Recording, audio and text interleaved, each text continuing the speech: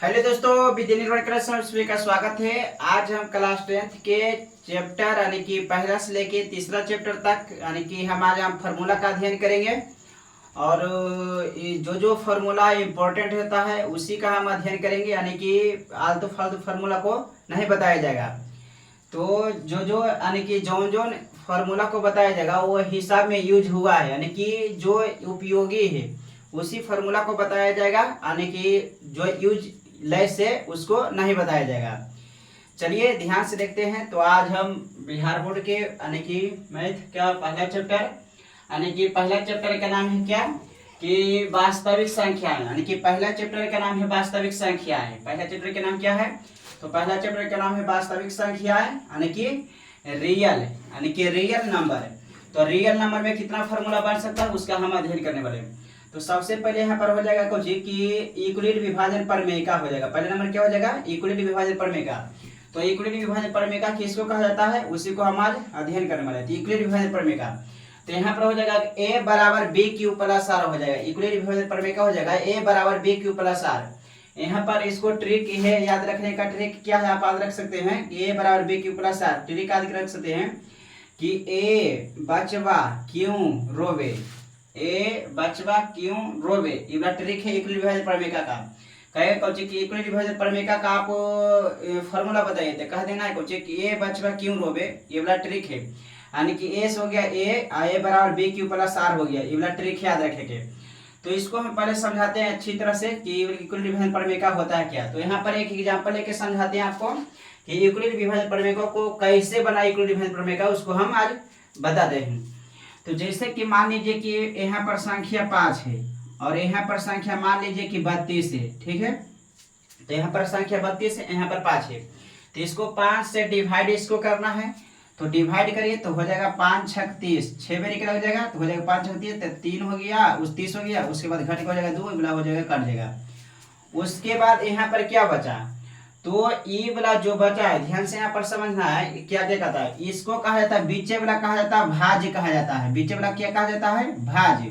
तो बीचे वाला हो गया भाज्य, ई वाला हो गया भाज्य, और ई वाला हो गया क्या हो गया? ई वाला हो गया भाजक। ई वाला क्या हो गया दोस्तों? भाजक। ई वाला हो गया भाजक, यानी कि 5 को कहा जाता है भाजक। उसके बाद ये जो 2 बचा है इसको कहा जाता है शेषफल। इसको 2 बचा है इसको कहा जाता है शेषफल, इसको कहा जाता है। उसके बाद ये छो है जिसको कहा जाता है भागफल कहा जाता है। इसको क्या कहा जाता है दोस्तों? भागफल। तो यूक्लिड विभाजन प्रमेय का कैसे बना उसको हम आज बता रहे हैं।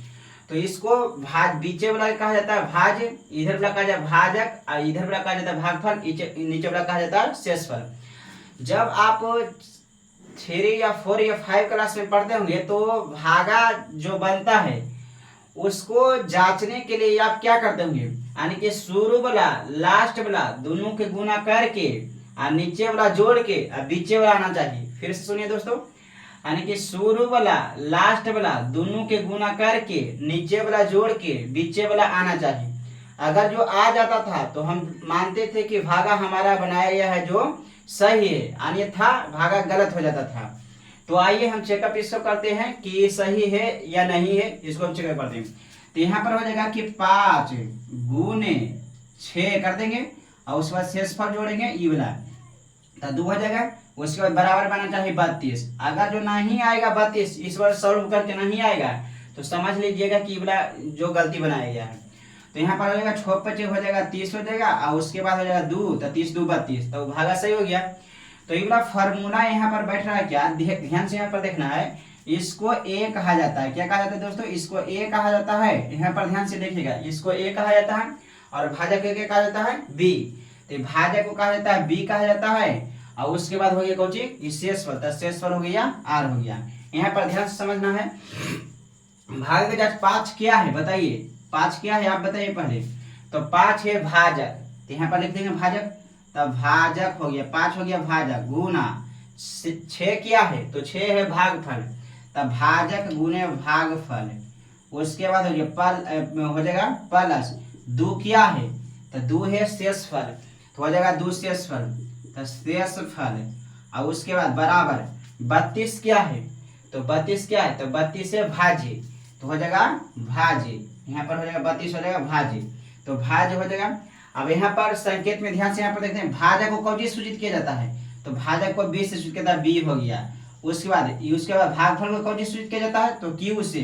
कौन गया ये वाला गलती दर्शा देगा, या क्यू हो जाएगा, यहाँ पर ये हो जाएगा क्यू, तो हो गया ये क्यू, तब ये हो जाएगा क्यू प्लस शेषफल को आर से, तो शेषफल हो गया आर, या रिमाइंडर इसको कहा जाता है शेषफल, तो आर हो गया बराबर भाज्य को क्या सूचित किया जाता है, तो ए से, तो ये हो गया। इसको हम सिस्टेमेटिक सरिया के लिख देते हैं इसको, तो हो जाएगा कुछ ए बराबर बी क्यू प्लस आर हो जाएगा। यही तो था यूक्लिड विभाजन प्रमेय का, इसी को यूक्लिड विभाजन प्रमेय का कहा जाता है। ठीक है दोस्तों, तो ये वाला बेसिक था कि कैसे यूक्लिड विभाजन प्रमेय का, इसको याद करना नहीं है, सीधे कर देना ए बचा क्यू रोबे। ठीक है, चलिए आगे बढ़ते हैं, इसको आप समझ गए होंगे उम्मीद करते हैं।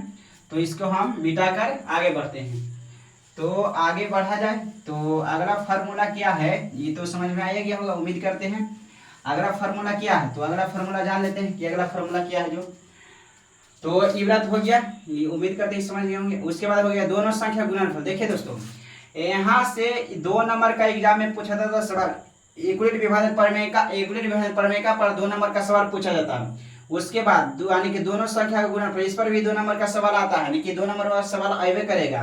तो दोनों संख्या का गुणनफल हो जाएगा, दोनों संख्या गुणनफल बराबर सूत्र क्या हो जाएगा, तो पहली संख्या गुणे दूसरी संख्या हो जाता है, यानी कि पहली संख्या गुणे दूसरी संख्या, यानी कि दोनों संख्या का गुणनफल बराबर क्या हो जाएगा फॉर्मूला, तो पहली संख्या गुणे दूसरी संख्या हो जाएगा। उसके बाद अगर जो अगला फॉर्मूला कहेगा कि दोनों संख्या गुणनफल बराबर क्या हो जाएगा, तो लसा गुना हो जाएगा मासा हो जाएगा। बात दोनों एक ही है, अलग अलग फॉर्म में दिया रहेगा। यहाँ पर इसको हम समझाते हैं। तो फॉर्मूला क्या है कि दोनों संख्याओं का गुणनफल, यहाँ पर समझना है दोस्तों कि दोनों संख्याओं का गुणनफल, तो दोनों संख्याओं का गुणनफल होता है, गुणनफल होता है कौन चीज कि पहली संख्या गुणे दूसरी संख्या, तो हम पहली संख्या उसके बाद हो जाएगा दूसरी संख्या गुणे दूसरी संख्या। और यहाँ पर समान अलग अलग, देखिए यहाँ पर समझते दोनों सवाल कैसे पूछेगा जो हम बता रहे हैं। सवाल पूछेगा ई वाला देले रहेगा, तीनों में से 2 कमान कोनो देले रहेगा और 1 कमान पूछेगा एग्जाम में, इसको 2 नंबर में एवे करता है, इसलिए इंपॉर्टेंट फॉर्मूला हो जाता है। दोनों संख्याओं का गुणनफल दिया रहेगा आपको, दोनों संख्या गुणनफल, अब पहली संख्या भी दिया रहेगा तो दूसरी संख्या निकालना है, तो दूसरी संख्या गुणन है, तो जो जिसका मान दिया रहेगा उसको धर देना हमारे। दोनों संख्या गुणनफल दिया रहेगा तो दोनों संख्या रख देना। उसका दूसरी संख्या पूछेगा तो दूसरी संख्या बराबर हो जाएगा, यहाँ पर अगर जो आप निकालना चाहते हैं कि दूसरी संख्या बराबर सूत्र क्या हो जाएगा, तो दूसरी संख्या बराबर सूत्र हो जाएगा ये दूसरी संख्या गुना में पहली संख्या, तो पहली संख्या चल जाएगा बटा में, तो ऊपर में हो जाएगा दोनों संख्या का गुणनफल, कर लीजिएगा दोनों संख्या का गुणनफल, बटा हो जाएगा पहली संख्या हो जाएगा, तो बटा में हो जाएगा पहली संख्या। फिर अपने से एक सूत्र और पूछ सकता है यहाँ से, अभी कहेगा पहली संख्या बराबर कौन होगा, तब पहली संख्या गुना में दूसरी संख्या, तो दूसरी संख्या चल जाएगा बटा में, तो यहाँ पर निकाल देना है अभी कुछ कि पहली संख्या बराबर, तो पहली संख्या बराबर निकाल देना। तब फिर कहना है कि दोनों संख्याओं का गुणनफल, दोनों संख्याओं का गुणनफल बटा हो जाएगा दूसरी संख्या हो जाएगा, बटा क्या हो जाएगा दूसरी संख्या। तो ऐसा ही बार बार इससे पूछेगा, ई वाला पहली संख्या दे देगा दूसरी संख्या भी दे देगा, अभी कहेगा दोनों संख्या का गुणनफल निकाले, इसमें बस गुना भाग इस बना पूछना है। उसके बाद अगर समझाते हैं कुछ कि दोनों संख्या, अगला फॉर्मूला दोनों संख्या गुणनफल बराबर हो जाता है लसा गुने मासा हो जाता है। ई वाला सूत्र आपने कहा है कि दोनों संख्या का गुणनफल बराबर होता है लसा गुने मासा। फिर से यहाँ पर समझाने का प्रयास करते हैं, तो दोनों संख्याओं का गुणनफल, तो दोनों संख्याओं का गुणनफल हो जाता है, दोनों संख्याओं का गुणनफल बराबर हो जाता है एलसीएम गुणे एचसीएफ, मतलब लसा गुने मासा, तो लसा गुने मासा, लसा कहा जाता है एलसीएम और गुना मासा, तो मासा कहा जाता है एचसीएफ, इसलिए ब्रैकेट में लिखते हैं एचसीएफ, यानी कि लोअर कॉमन फैक्टर और हायर कॉमन फैक्टर हो जाता है। तो यहाँ पर से फिर पूछे, बात है उतना ही बराबर बात है, अब ये देगा एलसीएम के टर्म में दे देगा, एलसीएम के फॉर्म में दे देगा और एलसीएम एचसीएफ के फॉर्म में दे देगा, ये सूत्र लगाना है। और उसके बाद अगर जो पहली संख्या दूसरी संख्या फॉर्म में दिया रहेगा तो आपको लगाना है दोनों संख्या गुणनफल पहली संख्या गुणे दूसरी संख्या। तो यहाँ पर समझने का प्रयास करते हैं, अगर जो पूछेगा लसा बराबर, तो लसा के गुना में क्या है, तो मास एचसीएफ है, तो लसा मतलब कि एलसीएम, तो एलसीएम बराबर अगर जो निकाले क्या बताए पहले कि 3 गो में 2 का मान दिया रहेगा, उसमें से आपको निकालना है 1 का मान दिया, 1 निकालने के लिए कहेगा, तो दोनों संख्या का मान दिया रहेगा और कहेगा निकालने लगी लसा वाला, तो लसा, तो सब सूत्र लगा दीजिएगा। एलसीएम बराबर हो जाएगा ऊपर में कि दोनों संख्याओं का गुणनफल बॉटम हो जाएगा एचसीएफ हो जाएगा। फिर अगर जो पूछेगा कि एचसीएफ बराबर क्या हो जाएगा, तो एचसीएफ बराबर फिर पूछेगा तब फिर आप कहिएगा कि दोनों संख्याओं का गुणनफल बटा कुछ हो जाएगा, बटा हो जाएगा इसका एलसीएम हो जाएगा। तो ऐसे ऐसे बारी बारी से प्रश्न कर सकता है। अब बाकी हम इसमें ज्यादा एग्जाम्पल बताने लगेंगे तो वीडियो हो जाएगा लंबा हो जाएगा, इसलिए हम इतना ही पर इसको हम इंड करते हैं। तो उसके बाद अगर देखते हैं तो एक समझ में आ गया हो गया दोस्तों। उसके बाद देखते हैं कुछ अध्याय नंबर दूसरा देखते हैं। इसको अध्याय नंबर दूसरा का नाम है पोलिनोमियल यानी कि बहुपद है, यानी कि दूसरा चैप्टर का स्टार्ट करते हैं फॉर्मूला। तो दूसरा चैप्टर को बता देता बहुपद क्या है। सबसे पहले जान लेते हैं इंट्रोडक्शन में कि बहुपद होता है क्या। तो बहुपद यानी कि एक होता पहले जान लीजिए कुछ, एक होता चर, एक होता अचर। तो चर अचर किसको कहा जाता है, तो चर का मतलब हुआ कुछ चर, एक होता वेरिएबल, एक होता है कांस्टेंट, वेरिएबल कांस्टेंट यानी कि वेरिएबल कांस्टेंट। कांस्टेंट का मतलब होता है जिसका मान नहीं बदलता है, जिसका मान नहीं बदलता हो गया कांस्टेंट। और चर का मतलब है जिसका मान बदलते रहता है, जैसे एक्स का मान, तो एक्स का मान हो गया वेरिएबल, वेरिएबल मतलब होता है चर, चर जिसका मान बदलते रहता है। जैसे कि एक्स का मान हो गया, तो एक्स का मान कभी 2 आ सकता है, कभी 5 आ सकता है, कभी 7 आ सकता है। तो जिसका मान हमेशा बदलते रहता है वो चर कहलाता है, और जिसका मान नहीं बदलता है वो कहलाता है अचर, मतलब कांस्टेंट कहलाता है। तो कांस्टेंट और वेरिएबल में समझ में आ गया होगा। तो कांस्टेंट जितना भी अंक है सब है कांस्टेंट, और जितना भी एबीसीडी है ए टू जेड हो गया क्या हो गया वेरिएबल। तो यहाँ पर जानते हैं कुछ कि बहुपद कहा जाता है किसको, तो बहुपद यानी कि एबीसीडी के पावर में, अगर जो एबीसीडी के पावर में हमेशा पूर्ण संख्या रहना चाहिए, अगर जो एबीसीडी के पावर में हमेशा पूर्ण संख्या नहीं रहेगा तो बहुपद नहीं कहलाएगा। यानी कि यहाँ पर समझने का प्रयास करते हैं। जैसे मान लीजिए कि ए टू जेड, तो ए टू जेड, तो ए टू जेड के पावर में अगर जो पूर्ण संख्या रहता है, अगर जो ए टू जेड के पावर में पूर्ण संख्या रहता है तो बहुपद कहलाएगा, अन्यथा बहुपद नहीं कहलाएगा। ध्यान से इधर समझे। तो यहाँ पर आ जाता है कि पूर्ण संख्या कहा जाता है किसको, होल नंबर किसको कहा जाता है वो जानते हैं।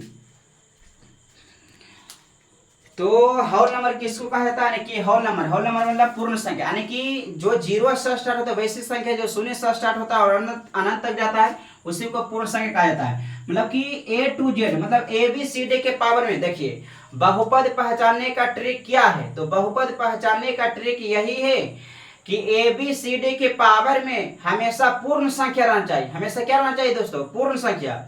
अब कभी कभी फंसावे लगे रूट वाला भी दे देता है, तो रूट का मतलब होता है हाफ, रूट का मतलब होता है हाफ, मतलब 1/2 होता है रूट का मतलब। कभी कभी घन रूट दे देता है, तो घन रूट का मतलब कुछ हुआ 1/3, क्यूब रूट का मतलब 1/3, रूट यानी कि रूट का मतलब हुआ 1/2। तो कभी कभी रूट में देता है तो उसको फंस जाता है, बनाने वाला स्टूडेंट फंस जाता है। तो यहाँ पर फंसना नहीं है, आपको समझा दिया गया है।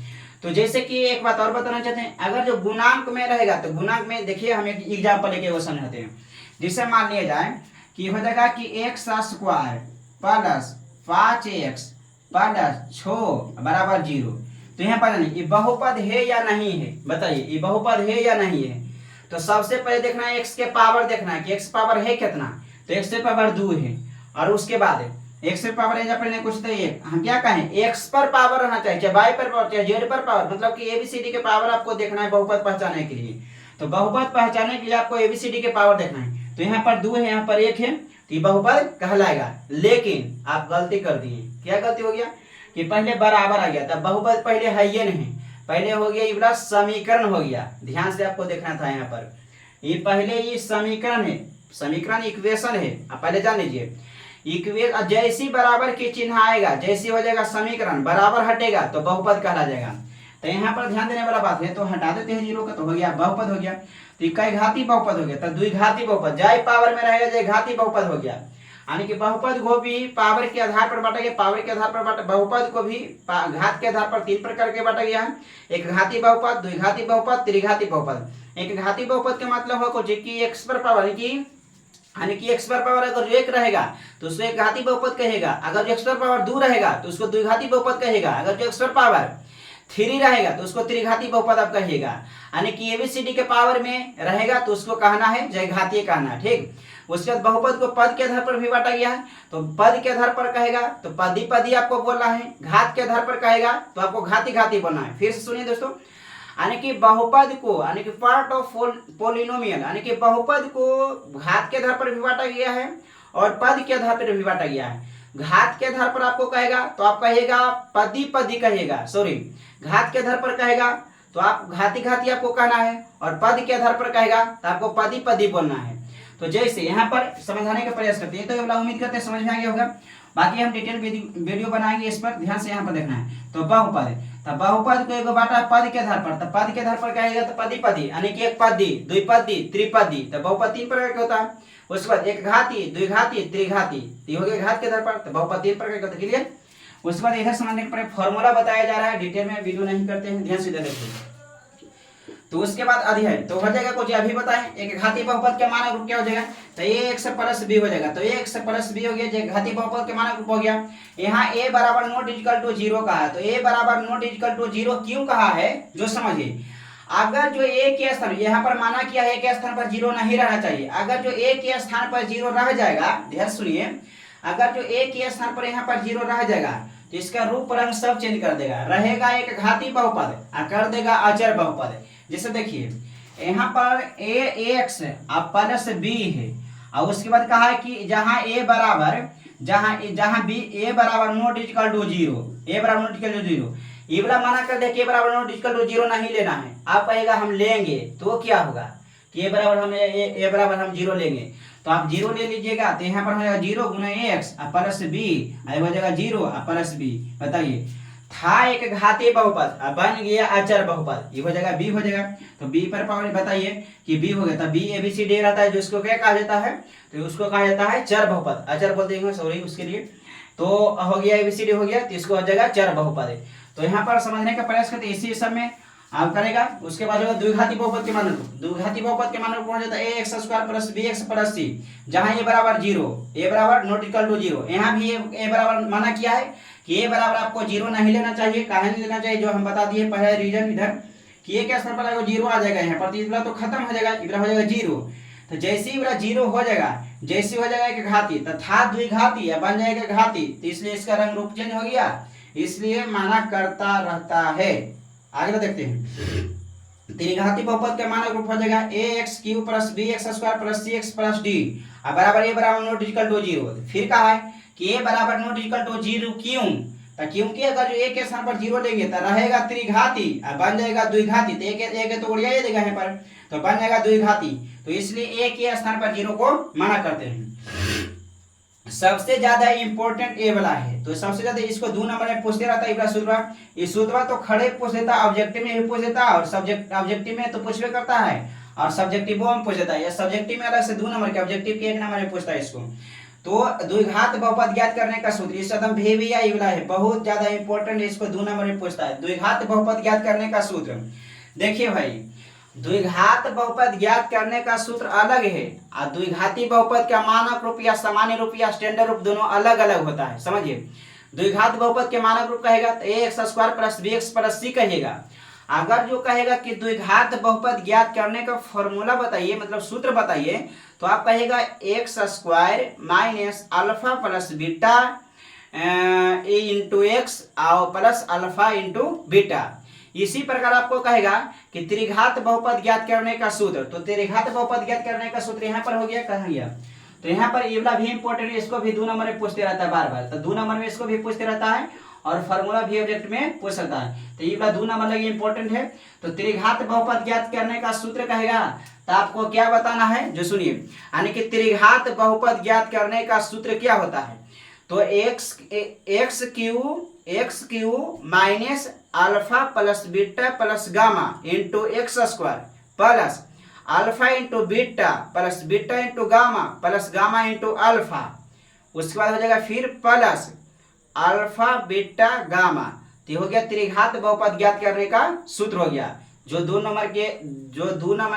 नंबर परीक्षा के दृष्टिकोण से इंपॉर्टेंट होता है, 2 नंबर वाला है। तो त्रिघात बहुपद के मानक रूप क्लियर हो गया होगा कि एक्स क्यू प्लस इवला हो गया, क्लियर हो गया। उसके बाद आगे देखते हैं, उसके बाद पूछता है कुछ कि अल्फा बराबर सूत्र क्या होता है, तो अल्फा बराबर सूत्र हो जाता है, अल्फा बराबर क्या होता है फॉर्मूला, तो अल्फा बराबर हो जाएगा -b प्लस √d/2a हो जाएगा। उसके बाद बीटा बराबर सूत्र पूछेगा, तो बीटा बराबर आपको बोलना है -b -√d/2a, यानी कि बीटा में हो जाएगा दोनों जगह माइनस, अल्फा में हो जाएगा केवल एक जगह माइनस हो जाएगा।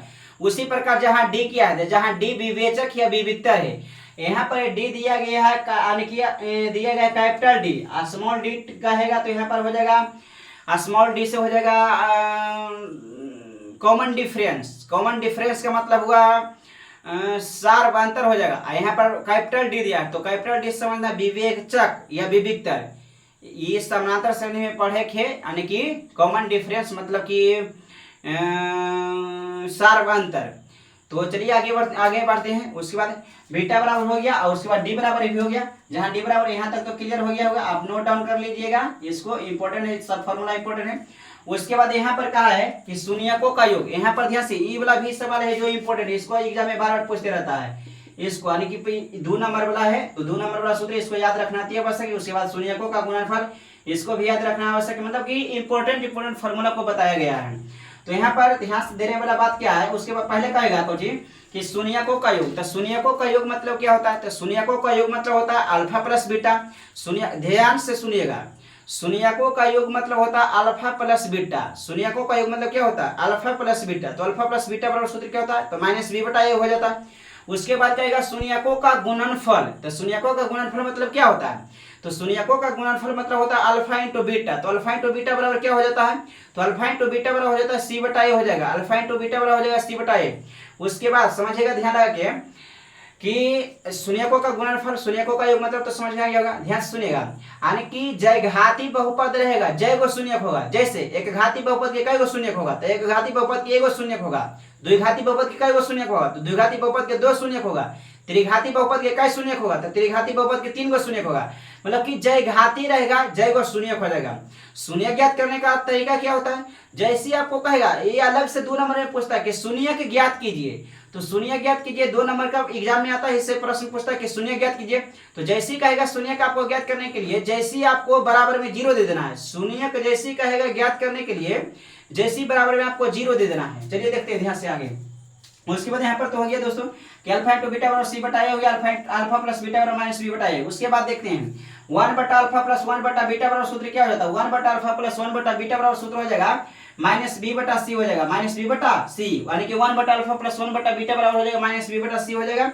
उसके बाद alpha plus beta plus gamma बराबर हो जाएगा -b/a हो जाएगा, alpha plus beta plus gamma बराबर हो जाएगा -b/a हो जाएगा, a हो जाएगा -b/a। तो इसको रिलेट के यहाँ पर याद करना है, ध्यान से यहाँ पर देखना है कि अल्फा प्लस बीटा बराबर होता है -b/a। ध्यान सुनना है, अल्फा प्लस बीटा बराबर -b/a बोलना है, और पूछेगा alpha plus beta plus gamma बराबर, तो भी बोलना है -b/a। कितना आसान है, तो दोनों को रिलेट करके याद रखना है। उसके बाद हो जाएगा कुछ कि alpha into beta plus beta into gamma plus gamma into alpha बराबर c/a। तो इसको रिलेट करना है सॉरी, इसको रिलेट करना है इससे, अल्फा इंटू बीटा बराबर हो जाएगा c/a हो जाएगा। तो देखिए ध्यान से, अल्फा इंटू बीटा बराबर क्या हो जाएगा, तो c/a हो जाएगा। सॉरी, अल्फा इंटू बीटा बराबर क्या हो जाएगा, तो अल्फा इंटू बीटा बराबर हो जाएगा यहाँ पर c/a हो जाएगा, अल्फा इंटू बीटा बराबर हो जाएगा c/a हो जाएगा। उसके बाद alpha into beta, beta into gamma, gamma into alpha बराबर हो जाएगा, इसका भी c/a हो जाएगा।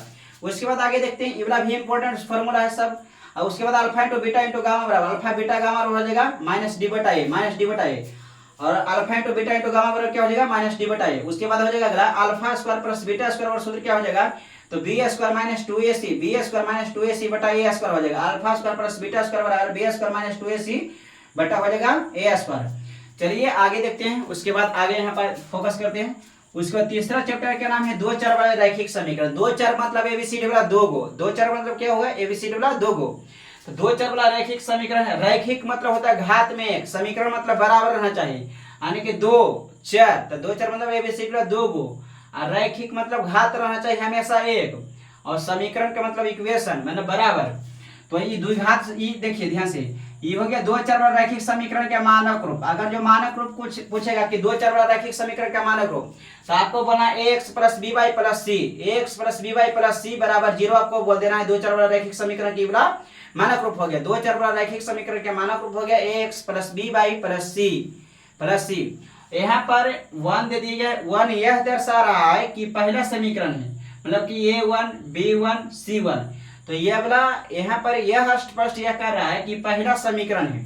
और a2x plus b2 Y plus c2 बराबर 0, यह दर्शा रहा है कि यहाँ पर ये दूसरा समीकरण है। अब इस यहाँ पर कुछ दर्शा नहीं रहा है, हड़बड़ाना ये देखिए। तो यहाँ पर क्या है, शर्त है कि जब यानी कि यहाँ पर इसे भी 2 नंबर का आता है क्वेश्चन एग्जाम में। तो यहाँ पर बोलना क्या है कि जब a1 बटा a2 बराबर b1 बटा b2 का नहीं होगा है, यानी कहेगा आपको कि प्रतिच्छेदी हल होने के लिए शर्त। तो प्रतिच्छेदी का मतलब कुछ होता है, एक रेखा दूसरी रेखा को जहां पर काटता है वो प्रतिच्छेदी बिंदु कहलाता है। प्रतिच्छेदी बिंदु बिना हो गया और उसके बाद प्रतिच्छेदी रेखा हो गया। तो प्रतिच्छेदी रेखा, तो प्रतिच्छेदी रेखा होने के लिए शर्त बताइए। तो प्रतिच्छेदी रेखा होने के लिए शर्त हो जाएगा कि जब a1 बटा a2 बराबर b1 बटा b2 के नहीं होता है तो हो जाएगा प्रतिच्छेदी रेखा। हल कैसा हो जाएगा, तो केवल एक हल, इसी केवल एक हल को कहा जाता है अद्वितीय हल। उसके बाद हो जाएगा निकाय। तो निकाय कैसा होता है, संगत, यानी कि एक दूसरे के जब तक ऐसे ऐसे काट देगा। तो संगत मतलब सट गया, संगत सट गया, मतलब एक दूसरे को ऐसे ऐसे काट देती हो गया, संगत हो गया। तो आपको याद रखना है निकाय पूछेगा तो आपको संगत बोलना है। हल पूछेगा केवल एक हल, ओनली वन सॉल्यूशन, मतलब केवल एक हल हो जाएगा। इसी कहा जाता है अद्वितीय हल। उसके बाद ग्राफ पूछेगा तो प्रतिच्छेदी आपको बता दिए, और कहेगा तो ग्राफ ऐसे कर दीजिएगा। उसके बाद ग्राफ काफी में पूछता है इस वन। उसके बाद आगे देखते हैं। तो उसके बाद जब a1 बटा a2 बराबर b1 बटा b2 बराबर नहीं होता c1 बटा c2 के, तो ऐसे में हो जाता है समानांतर ग्राफ हो जाता है। कैसा हो जाता है, समानांतर। यानी कि एग्जाम में पूछेगा कि समानांतर हल होने के लिए शर्त क्या है। तो आपको बोलना है जब a1 बटा a2 बराबर b1 बटा b2 बराबर नहीं होता c1 बटा c2 के, तो हो जाता है समानांतर ग्राफ हो जाता है। उसके बाद इसमें पूछेगा कुछ कि ग्राफ कैसे होता है। ग्राफ तो हो जाएंगे कि समानांतर होता है ग्राफ। उसके बाद कहेगा हल कैसा हुआ। तो इसमें देखिए यहाँ पर फोकस करिए कि यहाँ पर दोनों एक दूसरे से सटा है ये नहीं, तो सटेगा है ये नहीं, तो एक दूसरे से हल कैसे निकलेगा, मतलब समानांतर जेते रहेगा, कोई भी नहीं सटेगा तो हल नहीं निकलेगा, नहीं सटवे करेगा तो हल नहीं निकलेगा। तो ये वाला हो गया। उसके बाद युग्म कहेगा, युग्म या निकाय कहेगा तो असंगत मतलब नहीं सटा है तो असंगत, सट जाएगा तो संगत हो जाएगा। तो समानांतर में केवल असंगत होता है, बाकी प्रतिच्छेदी और उसके बाद इसमें संपाती में संगत हो करता है, कि सटता है दोनों में। उसके बाद इसका इवला हो जाएगा, इवला फिगर हो जाएगा। उसके बाद देखते हैं जब a1 बटा a2 यानी कि संपाती हल होने के लिए शर्त क्या हो जाएगा। तो जब a1 बटा a2 बराबर b1 बटा b2 बराबर c1 बटा c2, यानी इसमें सब बराबर हो जाता है, तो हो जाएगा ग्राफ हो जाएगा संपाती मतलब सब सट जाएगा इसमें, मतलब एक तरह से आप कर सकते हैं समरूप, एक कर सकते हैं पूरा सट जाएगा, तो हो संपाती हो गया। संपाती मतलब पूरी तरह से एक दूसरे पर लाइन में, जैसे कि एक लाइन है इस पर एगो, तो हो गया संपाती हो गया, पूरा तरह से झाक देगा तो हो जाए संपाती। एगो होता है समरूप, एगो होता है एगो सर्वांगसम होता है। तो सर्वांगसम के मतलब होता है पूरी तरह से सट जाता है, तो हो गया सर्वांगसम। यानी कि सर्वांगसम का मतलब क्या होता है, जैसे एक ताश के पत्ती दूसरे ताश के पत्ती को पूरी तरह से ढक लेता है, मतलब ये हो गया सर्वांगसम। जैसे एगो बड़का ताजमहल एगो छोटका ताजमहल, तो हो गया समरूप हो गया, मतलब रूप से समान, बड़ा रहे चाहे छोटा उससे हमको लेना देना नहीं है, तो हो गया समरूप। सर्वांगसम के मतलब सब अंग से समान। जैसे कि मान लीजिए कि ब्लेड लीजिए, छोटा ब्लेड, तो एक ब्लेड दूसरे ब्लेड को ढक सकता है, तो हो गया सर्वांगसम। तो उसके बाद इसका क्या हो जाएगा, जब a1 यानी कि संपाती रेखा होने के लिए शर्त क्या हो जाएगा, जब a1 बटा a2 बराबर b1 बटा b2 बराबर c1 बटा c2 हो जाएगा, तो हो जाएगा संपाती हो जाएगा। हल कहेगा तो अपरिमित रूप से अनेक हल, कहे कि एक दूसरे को टच बहुत किया है, तो टच फिर अपरिमित रूप से अनेक हल हो जाएगा। उसके बाद निकाय हो जाएगा, तो निकाय हो जाएगा संपाती। उम्मीद करते हैं दोस्तों कि आपको समझ में आया होगा। तो आज भर की इतना ही रहने देते हैं, बाकी विशेष के लिए अगले वीडियो बनाया जाएगा। और थैंक यू एवरीवन।